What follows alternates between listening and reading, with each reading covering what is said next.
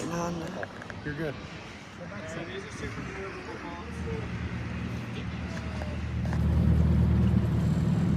Here we go. Bye-bye.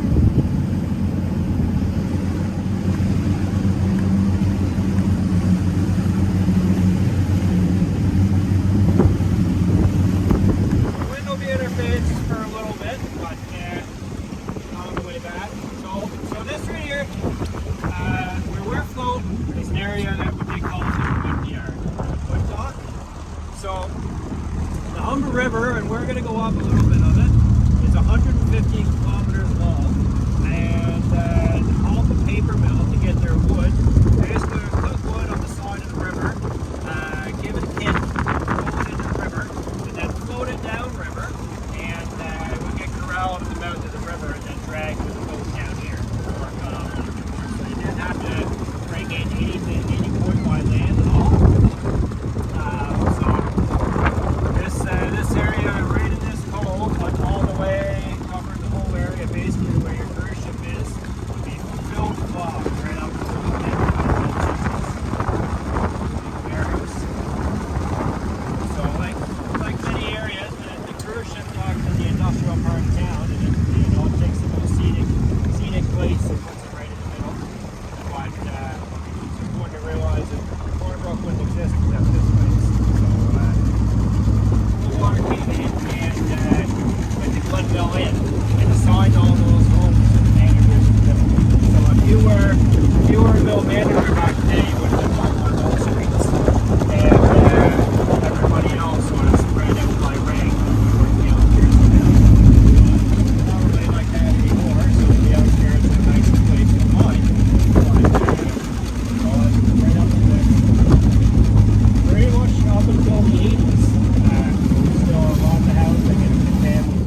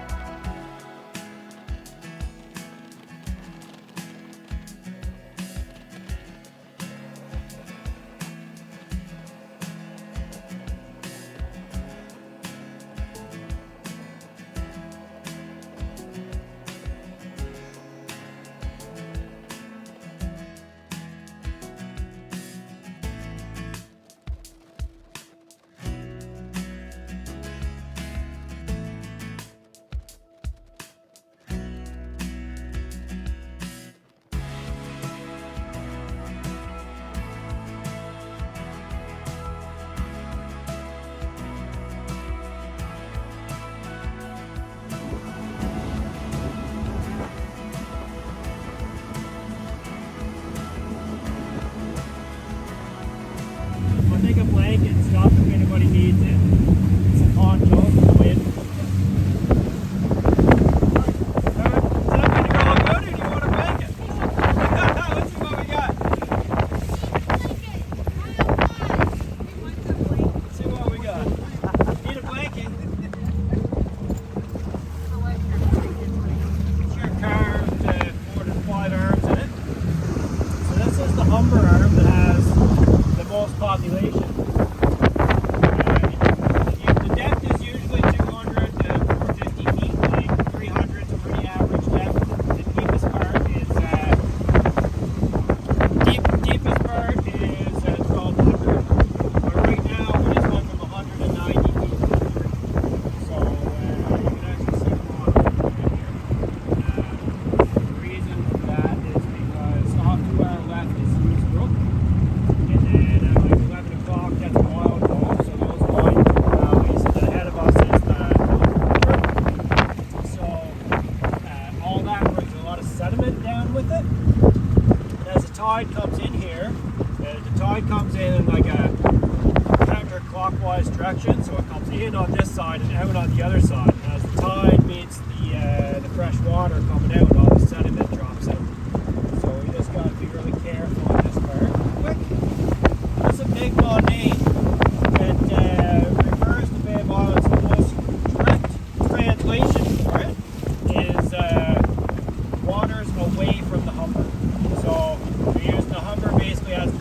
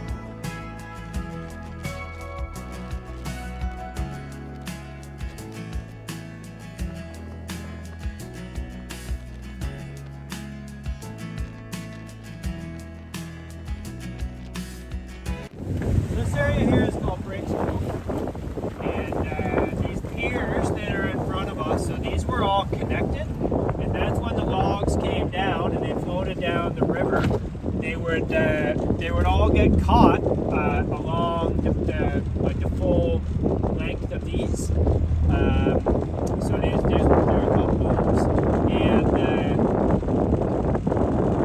you can walk across the whole thing. And then what would happen is a ship towing something called a boomstick. So a boomstick is a log that you drill a hole through the center of, and then you pass a cable through it, and basically make a lasso behind the boat. So then you corral the logs and you drag the logs from here to the mill, and that's where the mill got all its wood from to make its product. So.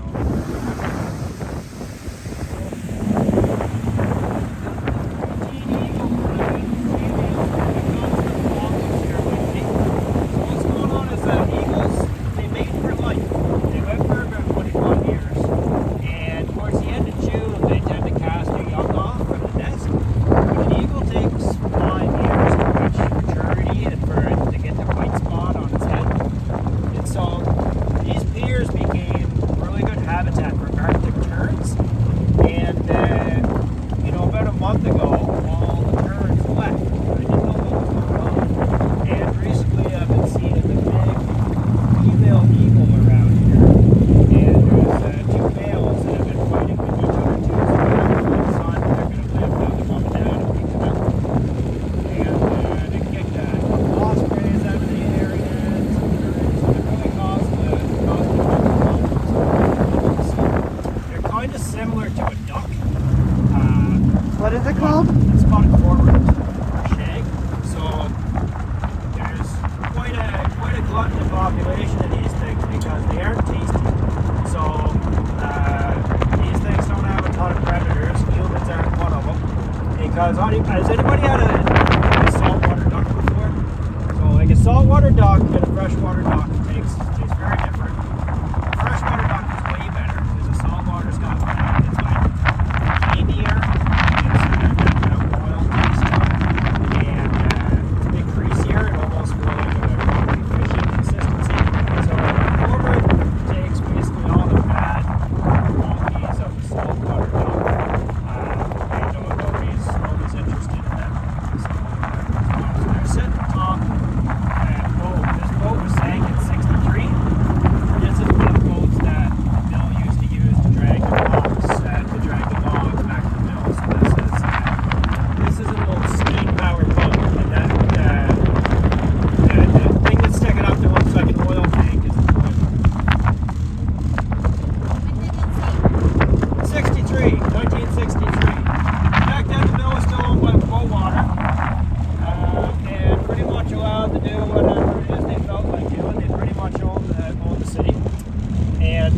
So there's a lot of theories on what happened to it. I've never met anybody that worked on it, but it is very shallow and very rocky here. So just on the other side of that boat is at the lowest tides is actually a rock island there. And so of course the obvious thing is that it ran aground and got a hole in it. But there's lots of theories that the mill needed to decommission that because it was an old steam-powered vessel from the 30s, and there she still rests.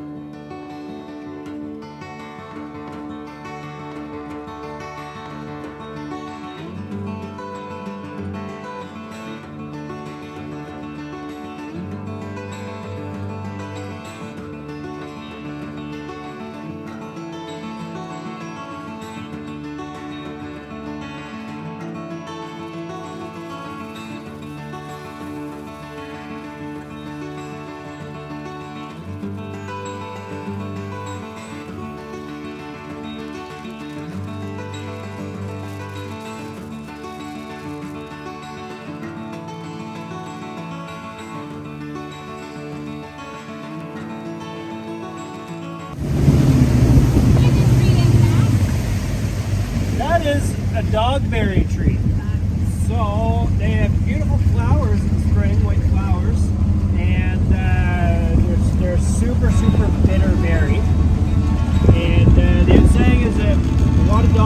which means you're going to have a snowy winter, a wet winter. So, yeah, but they're out a little bit later than usual, so I don't know, you'd have to find some 85-year-old and ask them what that means exactly.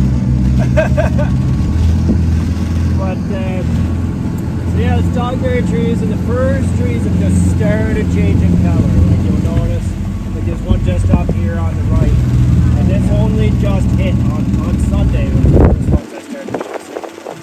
So this is the Humber River. So these cliffs on our right here, you'll notice these are a bit undercut, and there's an underground river that runs through the Brook Gorge. It comes right from the top of town and runs underneath those. There's a bunch of caves in there, and you haven't been really on that well explored.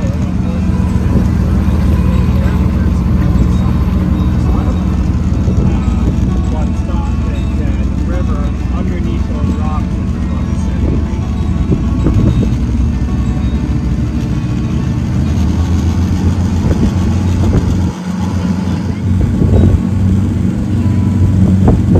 Get a scuba tank. So if you do have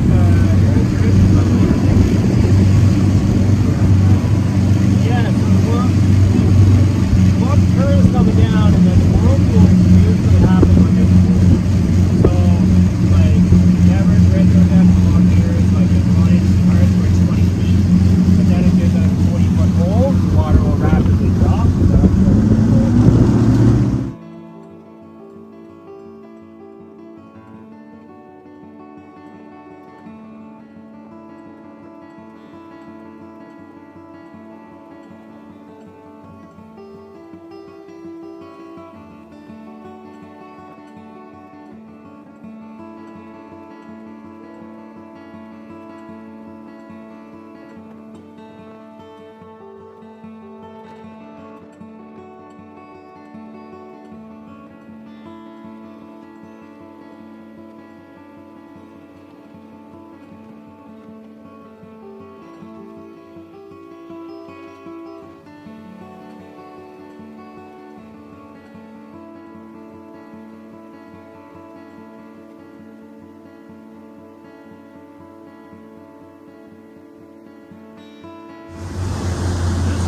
Ahead of us, this is what's called Man Mountain.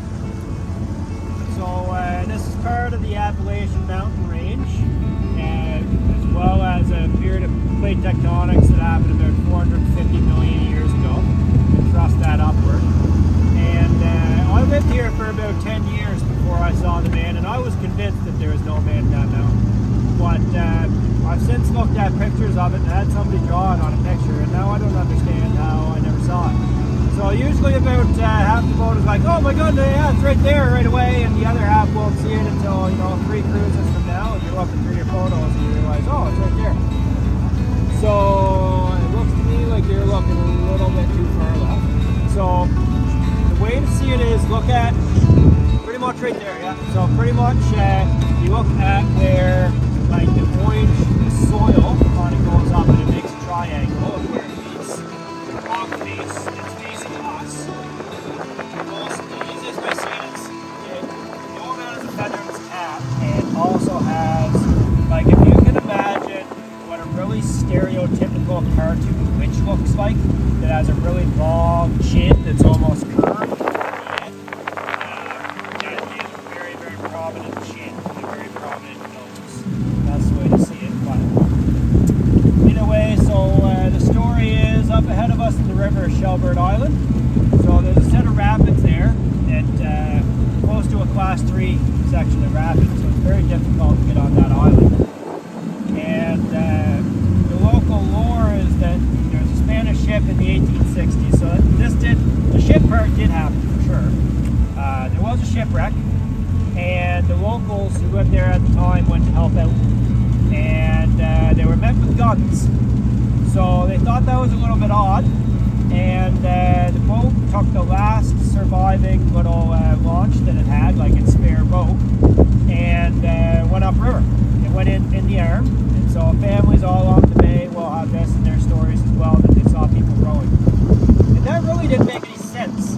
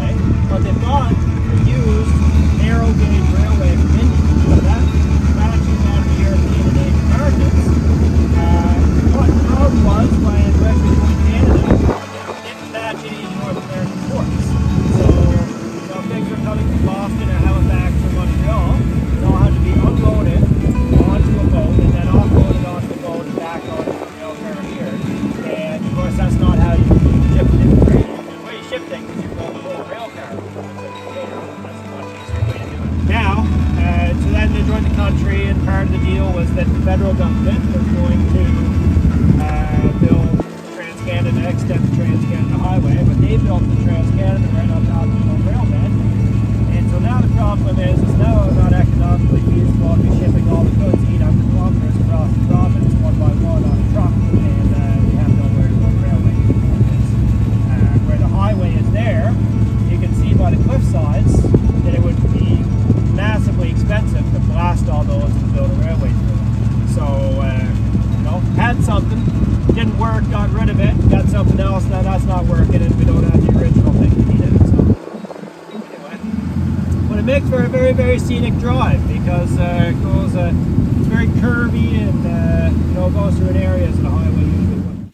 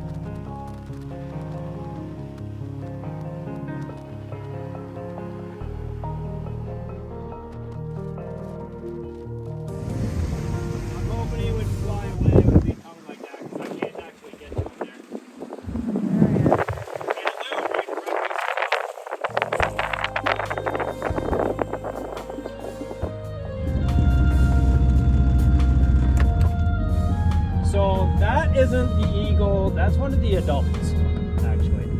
That eagle's at least 5 years old. Yeah, and there's a big female around. It's the biggest one I've seen in 8 years.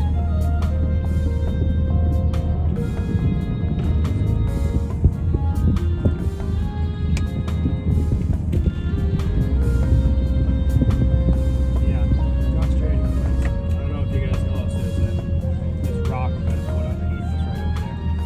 So,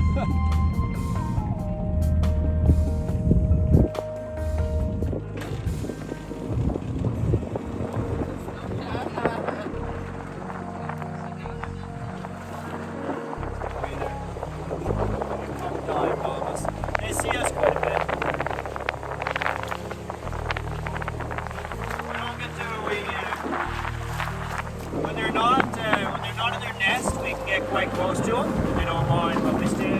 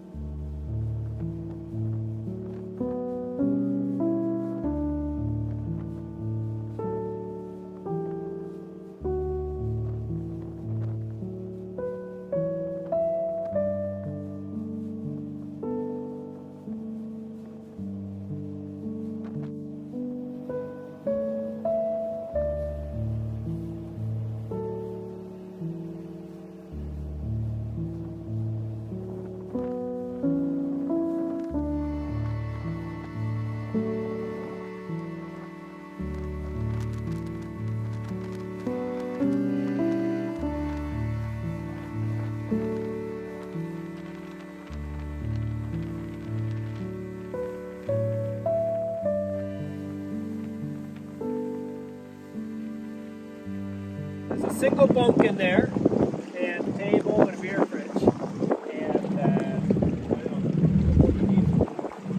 And so these mountains here, this is the clearest we've seen them all day. Actually, those are all down mountains. So there's 4 Bay of Islands. The Lake complex is the lowest.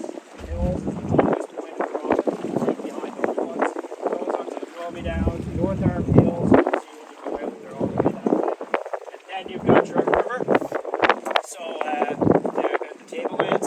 So the tablelands are the only ones that are within the boundary of Grouse National Park. Over 90% of the features of the national park is known for actually found here in the Bay of Islands. So the difference is that it's only one parking lot with the tablelands, and you can set your cars like on the asphalt, and we forgot to go to the parking lot down there. You've got to walk away 5 meters.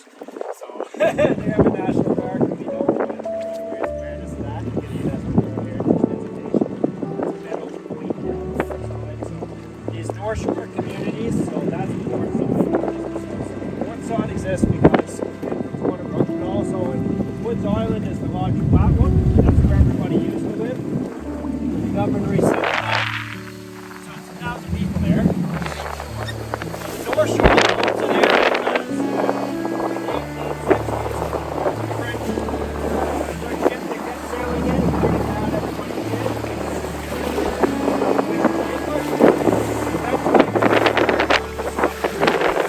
And they realized that if they built their house facing this way, at that time, the Congress was here, the ship sailed in, thought nobody lived here, and went on its own way. Anyways, trying to keep it